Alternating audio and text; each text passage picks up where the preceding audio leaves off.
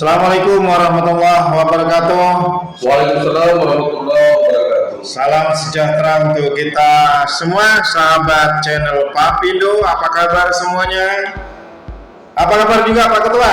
Alhamdulillah semua baik-baik saja. Iya, baik. Terima kasih. Ini bagian kedua ini Pak Ketua. Ya. Untuk kita membahas tentang kasus-kasus perdagangan impor. Oke. Untuk dipahami oleh seorang supervisor impor, ya. Maka bagian kedua ini saya akan mencoba untuk bertanya kepada Pak Ketua pada bagian yang berikutnya.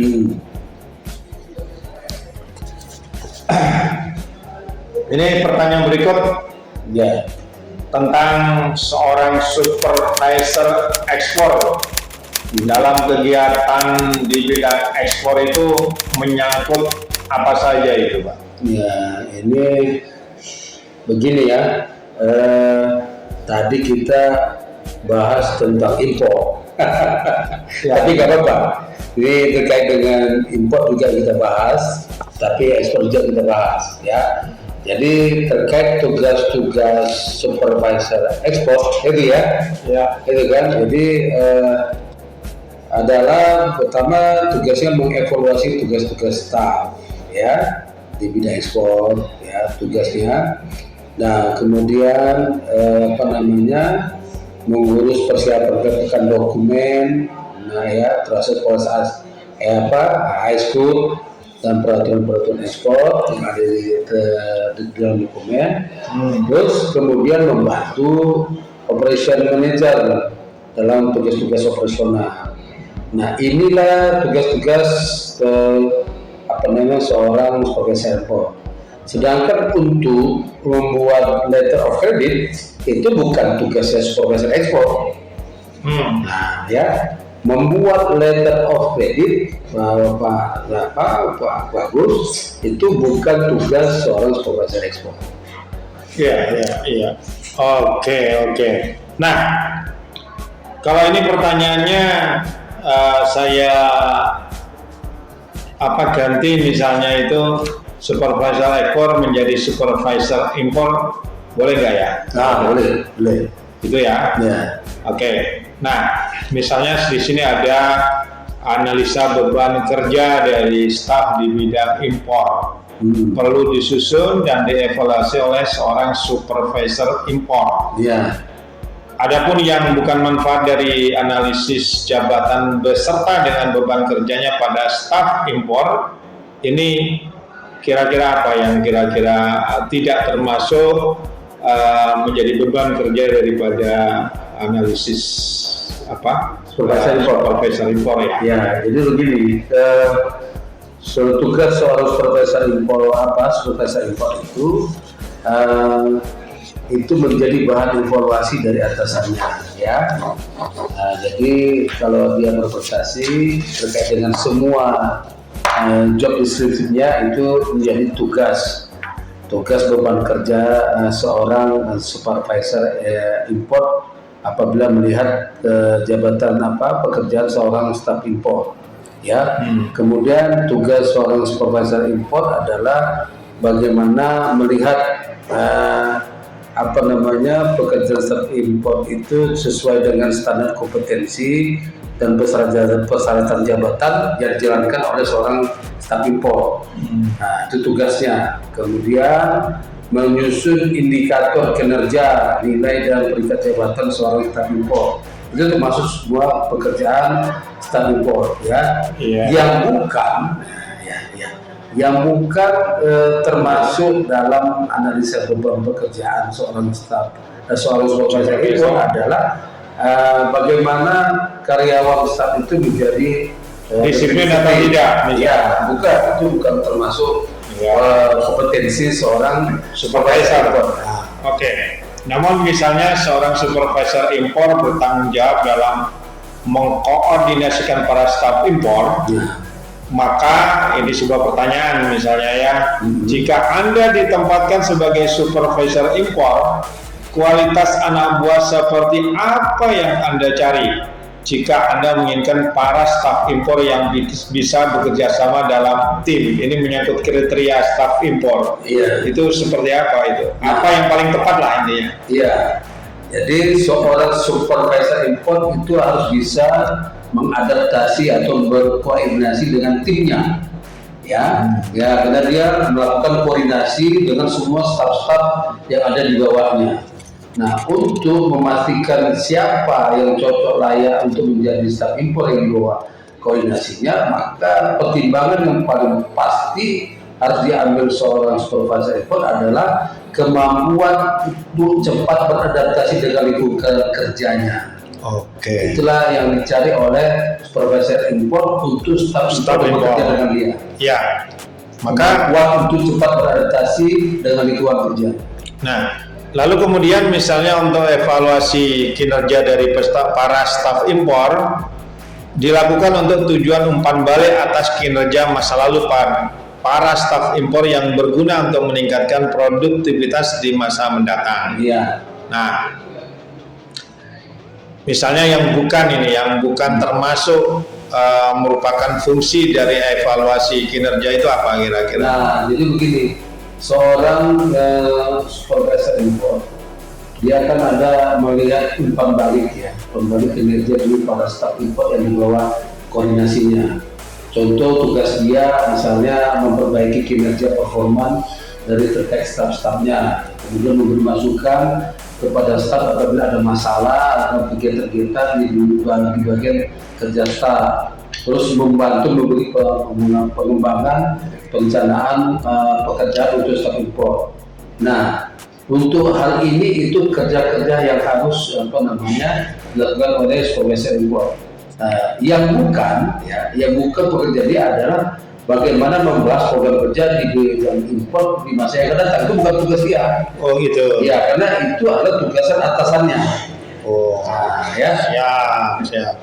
Nah, keunggulan dan kelemahan para staf impor dilakukan evaluasi secara periodik. Ya. Artinya yang positif pada staf impor itu maupun kelemahannya itu harus dilakukan evaluasi secara periodik. Bentuk evaluasi dalam menganalisis keunggulan kelemahan staf impor dilakukan supervisor impor itu dengan cara apa? Nah, jadi bentuk evaluasi secara periodik yang dilakukan oleh supervisor impor kepada staf-staf yang di bawah koordinasinya adalah membuat atau mengisi penilaian kinerja atau penilaian kerja para staf impor secara periodik di bawah dia. Itu yang menjadi tugas cara dia melakukan evaluasi secara periodik. Ya, oke. Sebuah pertanyaan berikut, misalnya bagaimana mengelola tim impor oleh supervisor. Ini adalah merupakan salah satu keterampilan yang harus dimiliki oleh seorang supervisor impor. Iya.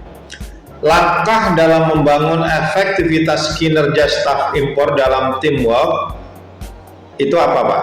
Nah, jadi begini, ini banyak langkah bagaimana untuk membangun efektivitas kinerja para staf impor dalam satu teamwork di bawah seorang koordinasi supervisor impor. Seperti contoh menyusun dan menetapkan tujuan kerja di bidang impor yang melibatkan staf impor, karena dia harus menyampaikan ini semua agar para staf impor dia paham apa yang menjadi target kerja masing-masing.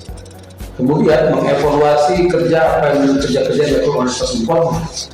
Kemudian terakhir adalah membangun rasa kebersamaan dan saling percaya, kekompakan dalam tim di semua masing-masing tugas staf impor yang di bawah koordinasinya.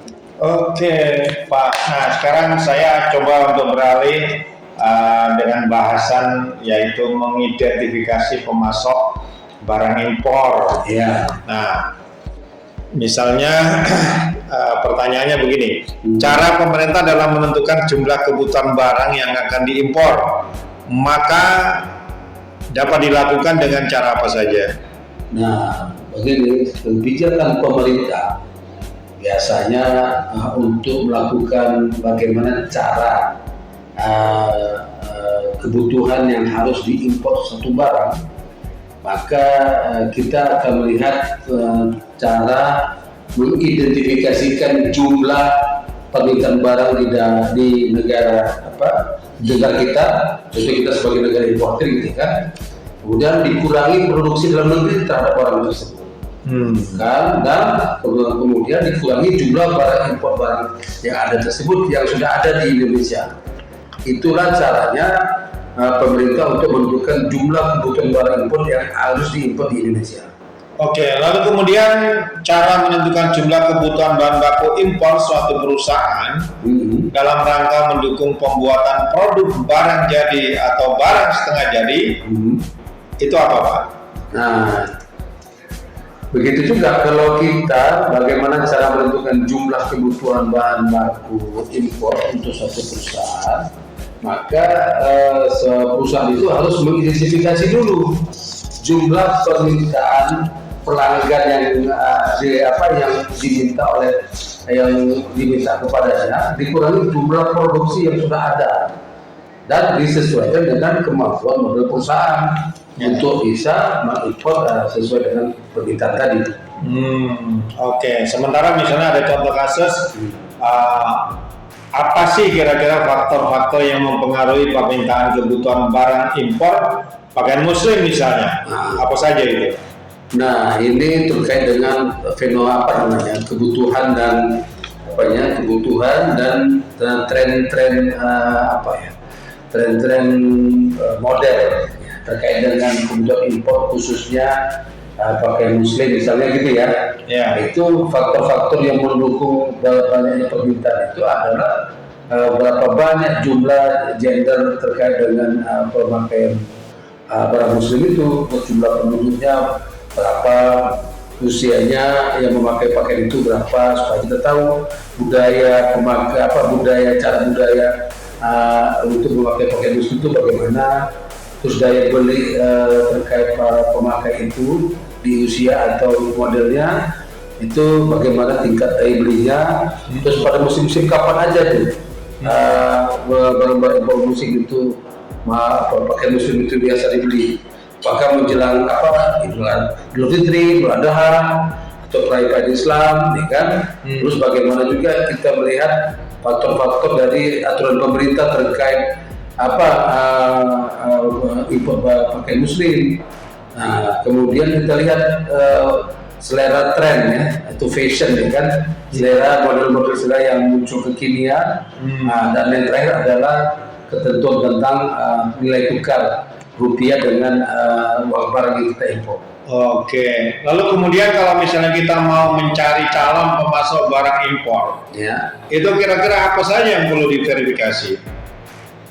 Nah, jadi ini memang agak spesifik ya untuk mencari atau memverifikasi calon-calon pemasok barang impor yang yang layak, yang bagus ya, yang bonafit, yang yang terpercaya, maka kita harus memastikan melihat untuk performanya terkait dengan kemampuan perusahaan itu mensuplai secara kontinu, kualitasnya, terus model barang terkait yang diproduksi oleh pemasok barang impor itu, terus pembayarnya lebih nyaman kita kalau menggunakan sistem USLC, terus harganya bersaing, terus terkait dengan peraturan-peraturan dari negara asal ekspor tadi, dan peraturan di tempat kita sebagai negara importir, itu yang menjadi hal-hal yang harus kita verifikasi terkait dengan calon pemasok impor ya. Iya. Nah, selain itu ada faktor lain yang mungkin perlu dipertimbangkan dalam melakukan ekspor barang.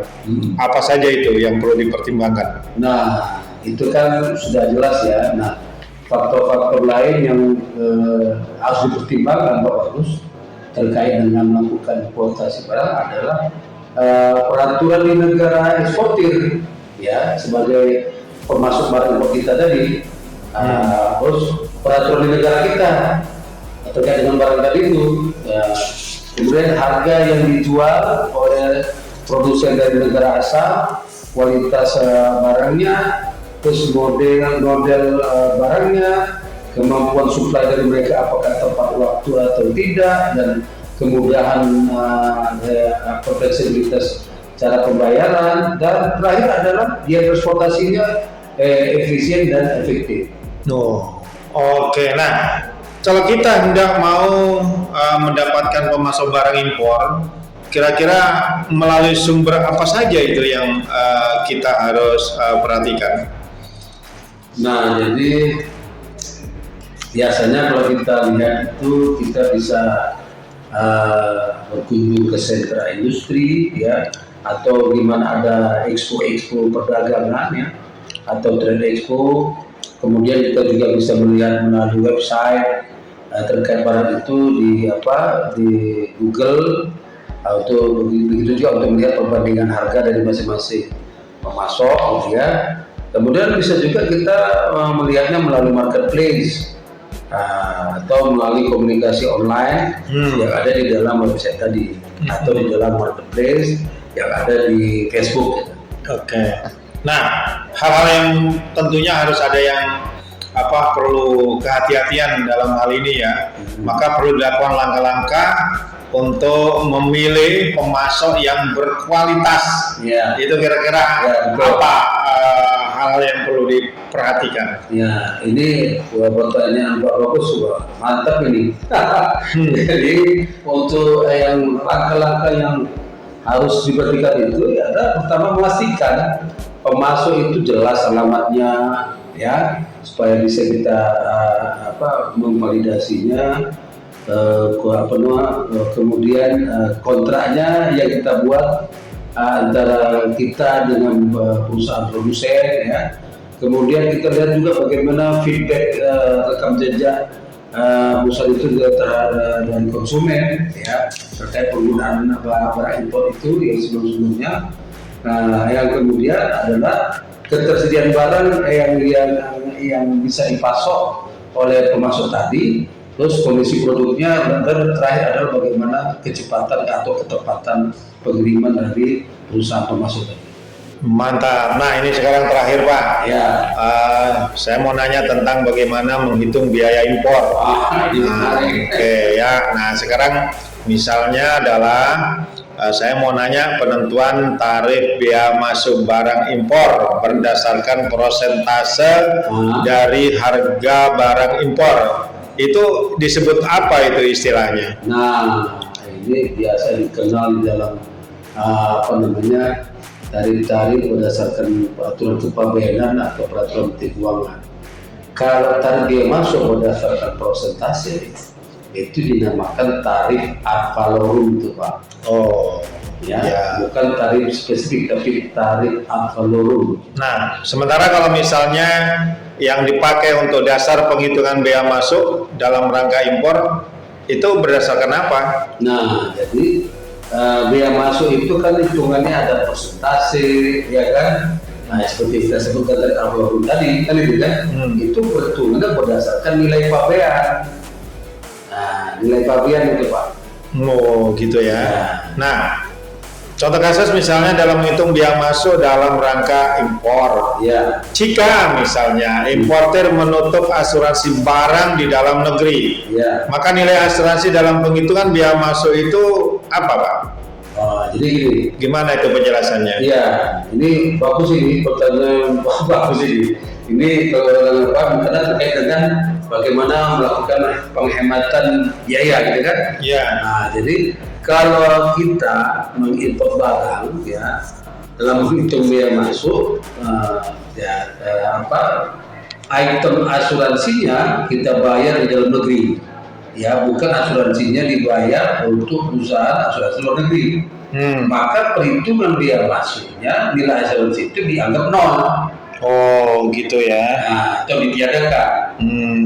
Oke, misal ada satu contoh kasus lagi, misalnya dokumen asuransi tidak diserahkan atau tidak diketahui besaran nilai asuransi pada saat melakukan kegiatan impor. Maka nilai asuransi dalam penghitungan biaya masuk itu ditetapkan seberapa besar persentasenya. Iya, jadi terkait dengan dokumen asuransi tidak diserahkan kepada pabean atau pada petugas bea cukai, ini ada ketentuannya berdasarkan peraturan Menteri Keuangan.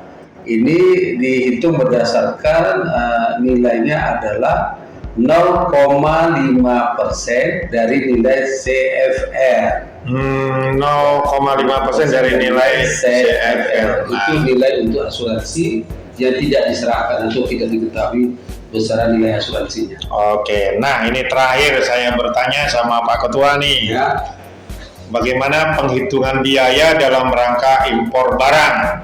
Itu penjumlahnya dari apa? ya.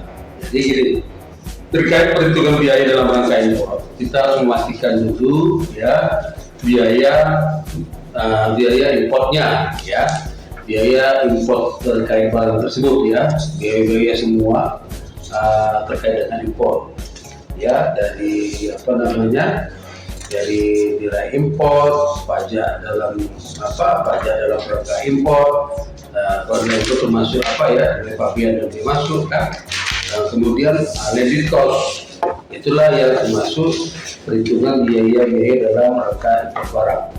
Oke, terima kasih banyak Pak Ketua. Ya, sama-sama. Luar biasa ini tanya jawab kita. Mudah-mudahan ini bermanfaat kepada seluruh pemirsa channel Papido. Dan bagi siapapun yang ingin mengetahui, ini adalah merupakan sebuah ilmu yang sangat bermanfaat, khususnya dalam rangka untuk perdagangan ekspor impor, dalam rangka tujuan akhirnya adalah meningkatkan devisa negara. Terima kasih pemirsa. Sekian, Assalamualaikum warahmatullahi wabarakatuh. Waalaikumsalam warahmatullahi wabarakatuh. Tonton terus channel Papindo. Jangan lupa subscribe, like, comment, and share.